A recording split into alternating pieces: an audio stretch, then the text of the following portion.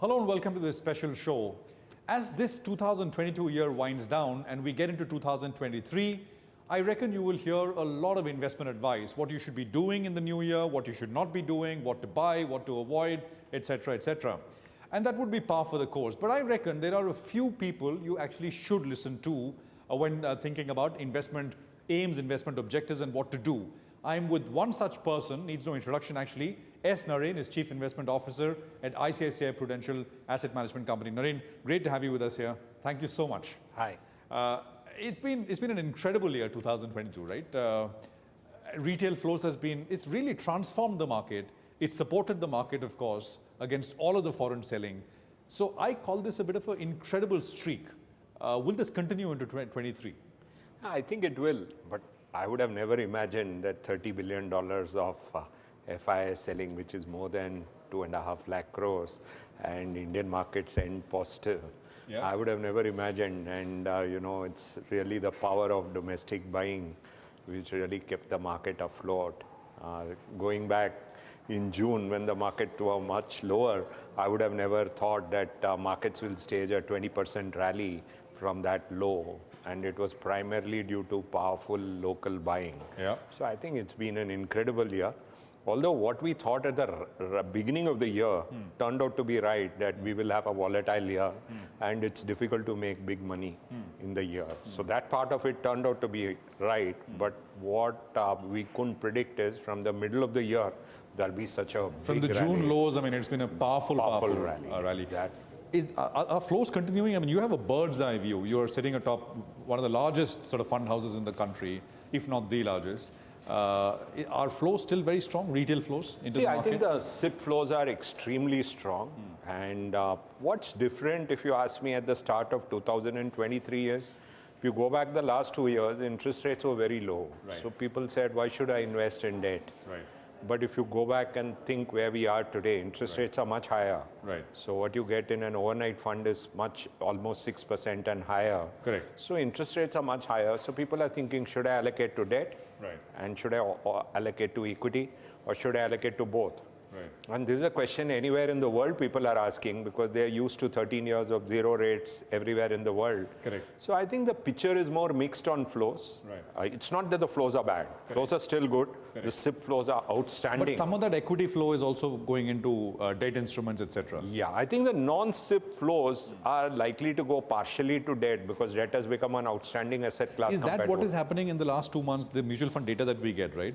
The SIP number is at all-time high, but the discretionary, non-SIP number actually is not looking good, right? It's logical. It's logical that people will also consider debt, because if you're going to get much better returns on debt than you were getting 2 years back or 1 year back, why wouldn't people consider debt? But it is going into financial products. I mean, it's not as if that money is not coming into... Yes. It's getting invested, not in equity, but in...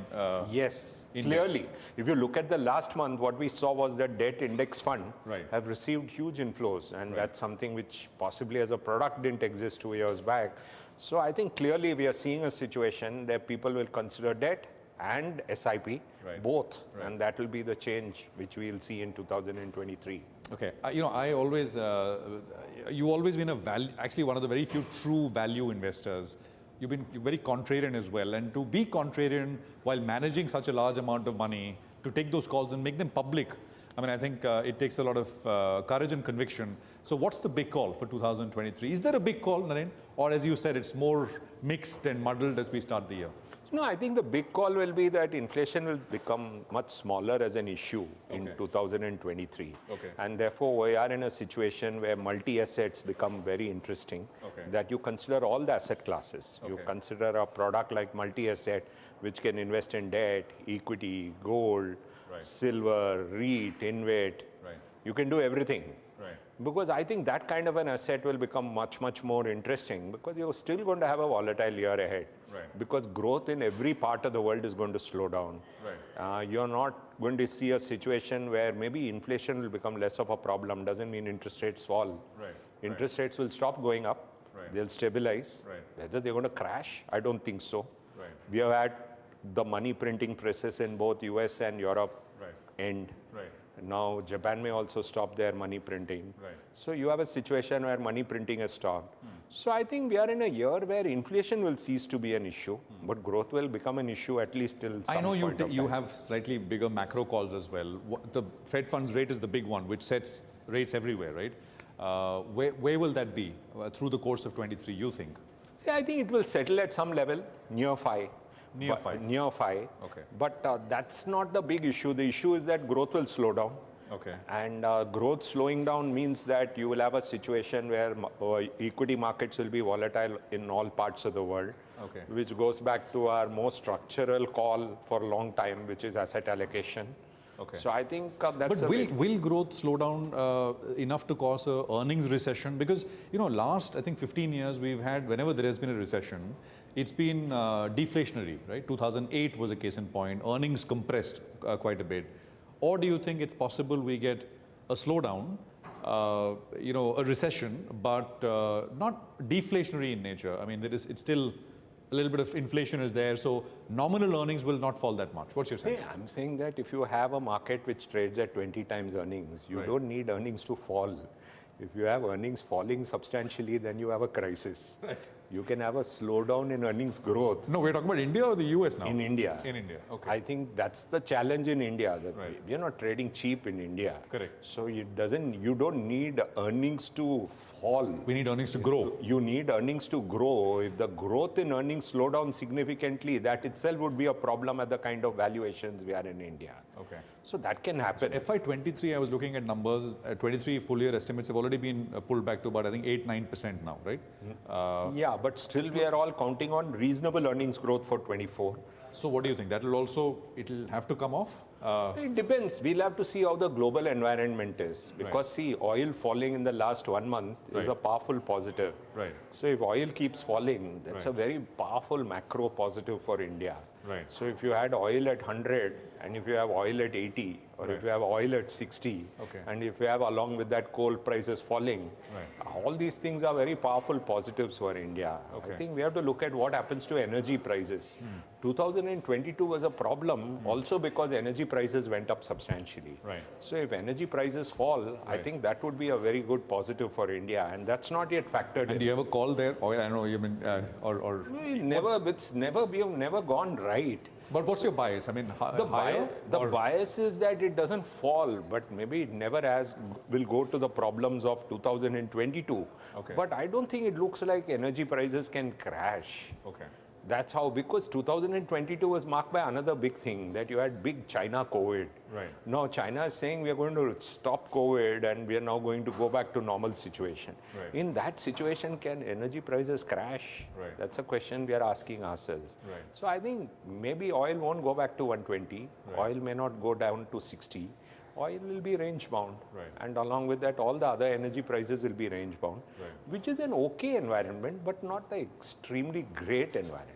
Since you brought up China, let me just finish that point on China. I mean, 22 has been also marked by this debate that, you know, a lot of investors, both FII, portfolio and FDI, will look at India because China has gone through a lot of trouble and people have lost trust maybe, etc.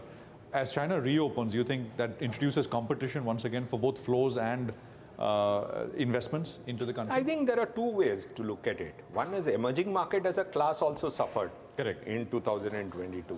I think emerging market as a class will come back. Okay, okay. I don't think we are in that situation where we have to worry about emerging market as an asset class. Correct. China will come back. Emerging markets will come back. Will China be completely out of favor all the time like they were in 2022? May not be. Correct. So I think emerging markets may get flows. Right. Dollar may have peaked. Right. So we are in a much better environment for emerging markets. Right. Within that, can China be completely dumped? I don't think so. Right. So I think we are in a better environment for emerging market. So that's how we see it. So in a way, if dollar is, as you said, peaked, maybe it's already peaked, right? Yeah. You think it has peaked? I think dollar is peaked.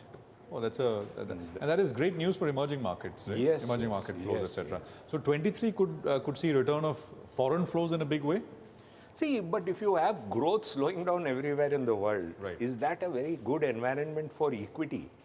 That is the question we are not able to answer. So what is the right asset allocation, Naren, if I can ask you that right There now? is no such right answer. Is equities Broadly, in the cheap? ballpark, Is I mean, equities what's cheap? The answer is no. Right. Is gold likely to do well? Yes, as soon as Fed does a pivot. When will Fed do a pivot? Sometime during the year. Right. Is debt, short-term debt attractive? Getting more and more attractive. Right. So we are in a situation where equities is still not cheap. Right. We'll take a quick commercial break right now, and we'll come back and we'll get into sectors, right? I mean, within equity, what is Naren really doing? Where is he overweight? Where is he underweight? And what does he want you to do? We're back. Welcome back. We're in conversation with S. Naren, CIO of ICICI Pro AMC. In the first segment, you kind of heard Naren lay out his solid fundamental sort of top-down setup in terms of how he sees things panning out in 23. Let's get specific now. Large caps, mid caps, small caps, sectoral preference, dislikes even. Naren, thanks for being with us. Large caps versus the rest of the caps, mid caps, small caps. You like large caps because they offer valuation comfort, I believe, right? See, basically what has happened this year is the bulk of the selling. See, once you have selling, market corrects, then valuations become cheap. Let's look at where there was selling this year. Right. It happened by FIS. Right. Where did the FIS sell? They sold in large caps. Right. So large caps became the area where bulk of the selling has happened this year. So large caps became the area where valuation comfort is there to a higher extent. Okay. Mid cap and small cap, the mutual fund industry ensured that there was continuous SIPs. Right. So that area there's seen virtually no selling. Right.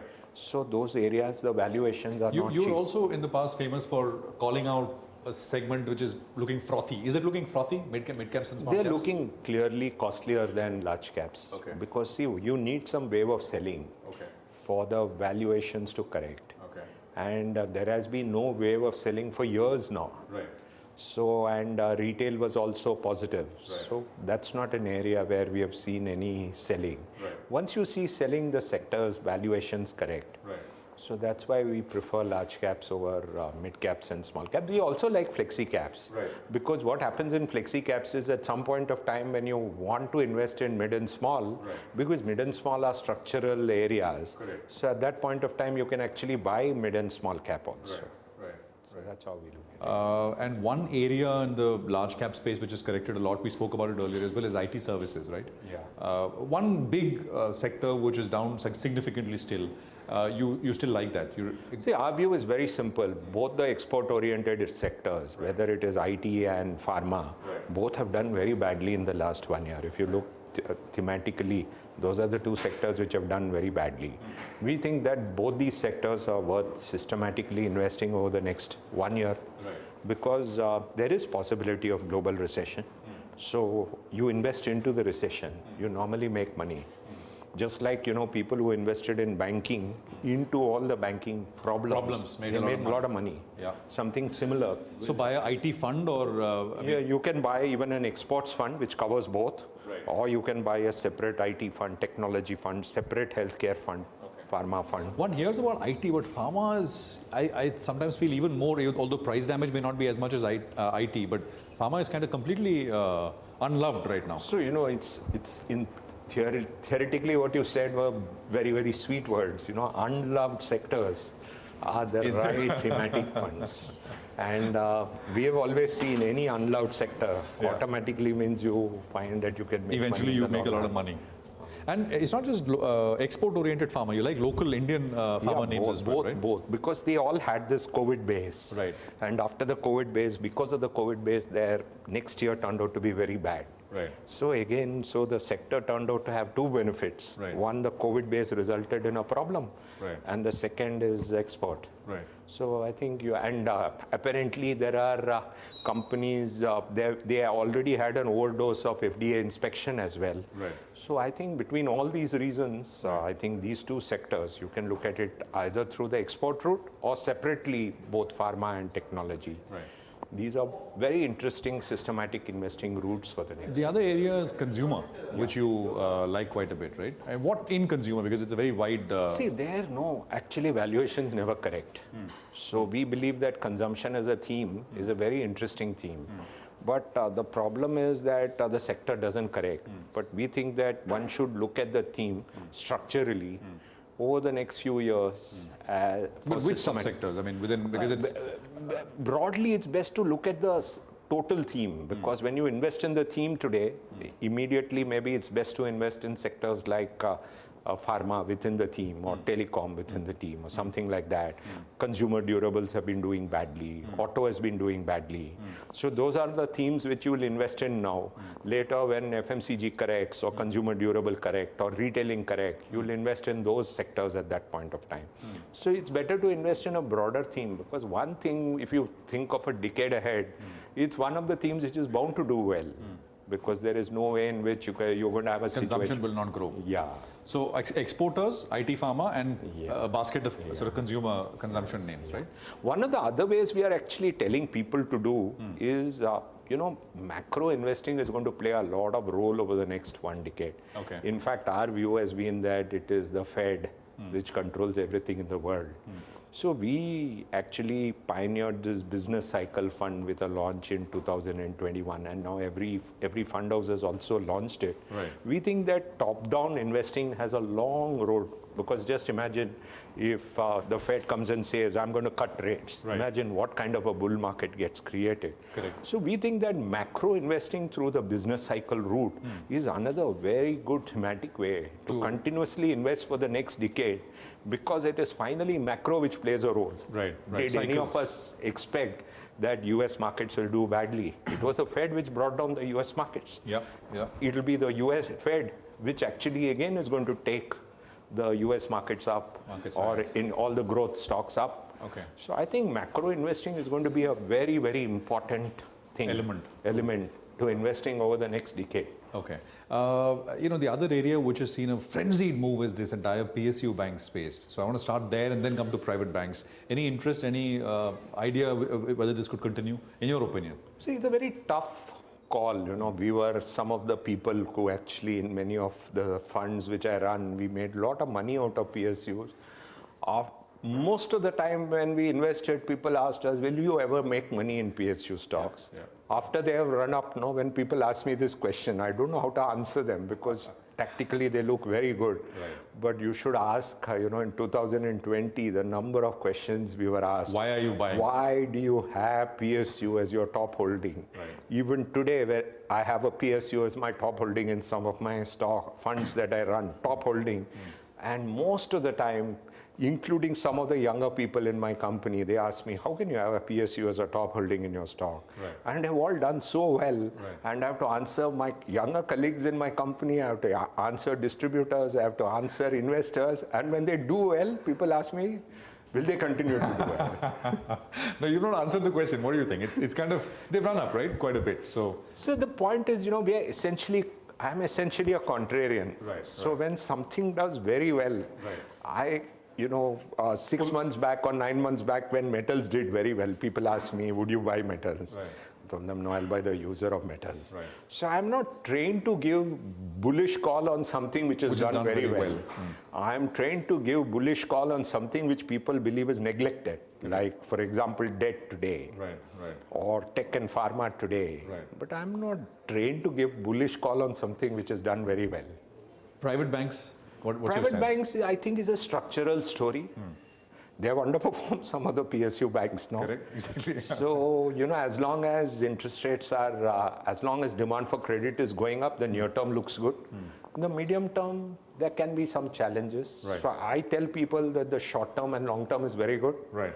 Medium term has some challenges. Okay. You mentioned briefly metals, right? When you were last on, you said don't buy producers but buy consumers. Yeah. Is that still the way you look at it, or is it reverse now?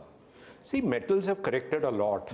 And you know, if there's a good big China reopening, it becomes a tactical trade after the correction. But that could be now, right? It could be now. So structurally, I think tactically, it's an interesting sector to look at. Okay. Steel, non-steel, the entire... Both actually. And unlike 6 to 9 months back, there's no frenzy in the sector. No one talks about it. Correct. So that's how we look at it. So it's, but is there 2020 to 22 moves in the sector? Unlikely. Unlikely. Right. You got that. Defense is another area. It's a newer kind of thing. Although BL has been around for years, but now they've got so many other companies, right, in different facets of defense. Do you own any of these names? Do you like them? Yeah, we do own a few of them. And again, it's part of the same PSU answer. The question that when some question you ask me at a 52-week high after a 100% move, right. I will tell you, I will think about it. But you're not pairing. You're not pulling back, or I mean, that could be a decision. It's not that the position, the sector being what it is, it's never a very big part of the portfolio. Smaller. These are all smaller parts. Right. So, is it necessary to walk out of a small position is a question my colleagues and I discuss about. Right. But do you actually easily get in and say, after a big move, do you want to take a big position? It's not part of my mindset, but my growth-oriented investor colleagues, they think about it. Do your growth-oriented colleagues think about new age companies? I actually moderated many of my colleagues. And you brought them around to your way of thinking. No, I actually told them you have to take tactically smaller positions. Right. And it helped us a lot. Right. If you look at it in the last 1 year, the fact that, people, the old fogies like me ensured that we took smaller positions helped us a lot because many of them corrected 50, 60%. And now we told them, look at everything with an open mind. Okay. And if you look at it, some of those new age companies, we would have our highest ever position today after a 50% fall, not 1 year back. Which ones in particular? We can't talk about stocks, but you will see it. But you're saying that it is. We have a much bigger position in some of these names now. So they've corrected enough. They've corrected enough. The implied assumptions on all of them is much lower than what it was on the day of the IPO. Okay. In some of them. Okay. Anything else, Naren, which kind of catches your attention? Again, the unloved part of the market is what you like to look at. What else is unloved? See, I think, 1 year back, we were worried about the new age companies, whether people were going overboard. Now people have to ask whether they are going overboard in some of the small and mid caps. But in the broader market, I think the risk of them making mistakes are lower now than a year back. But in the small and mid cap, people have to do simple questions. What is the trailing price to earnings? What is the trailing price to book? These are the two questions I tell people to ask. As long as they have that answer to that question, they're comfortable. They don't need to do any big analysis. And if there is a good dividend deal, these are the three questions I tell people to ask. And in this kind of an environment, it's unlikely that multiples will expand meaningfully. Yeah, unlikely when interest rates are going up. Right. So earnings have to do the heavy lifting. Yeah. So in that context, anything else any sectors, or is it very stock specific now? Very stock specific now. But we would be more uncomfortable with big borrowers. I'm not talking of banks here because banks have a lending function. Sure. And we would be more comfortable with the cash-rich, cash-flow-oriented companies than with big borrowers. Naren, any other themes that you want to look at? Any kind of idea, consumer users versus producers, anything like that, which you would like or avoid? No, to summarize, what I would like to say is that people should believe that mutual funds also are a vehicle to invest in debt. They should continue to practice asset allocation. Anyone who practiced asset allocation benefited in 2023 and 22. They will continue to benefit in 2023 by doing either multi-asset or asset allocation. And do logical investing. Don't get carried away in euphoria. And I believe that it is not yet time to actually press the accelerator and take big risks. That time will come. And when that time comes, and if we get it right, we didn't get it right in June, but if we get it right, we will tell you. In March 2020 and April 2020, we were very clear and we did communicate. But in June 2022, we were not that clear. But we still believe we are in that middle of the road path, and that's what we think we are in. But Indian macro has been beautifully handled. India is a fantastic structural story, but against that we have record valuations. And that's the challenge. Absolutely. It's a pleasure, Naren. Great to speak with you. Wish all your viewers a very happy 2020. Thank you so much. And all of you at CNBC.